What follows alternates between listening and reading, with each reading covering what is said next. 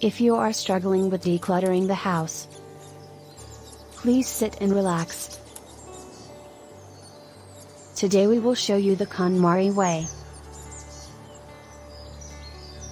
Do you think about how to start decluttering your home or your apartment? That is an excellent step. Everybody wants to live in a clean place. Fresh air, not a space entire of stuff. Even though we still collect things and buy things into the house, sometimes we do not have enough space to place them. Don't worry. It means we need to let go of something. Hi everyone, it's nice to see you again. Before you decluttering, please make sure you have watched one of videos about the KonMari method. I put the link below for you, and please check it out. As you already imagine how your ideal lifestyle is, you are now ready. Now, the plan is to dedicate one day of the week, Saturday or Sunday, then tackling your stuff category by category.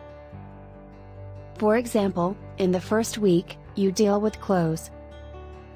And in other weeks you can deal with books, papers, miscellaneous items. Indeed the last week with sentimental items. Let's set special events and book your calendar for tidying. You will think, hey, looks, there are 5 categories per the KonMari method. Why don't I do it in 5 hours? It's probably suitable for someone who has a clear mind, and they can let things go quickly.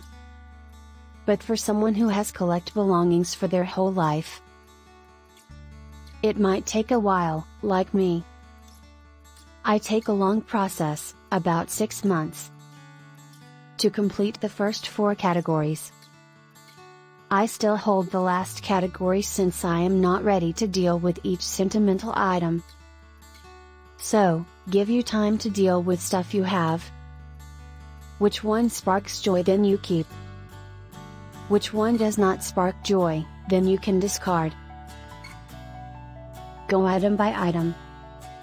It will sharpen your skill to choose what sparks joy for your life.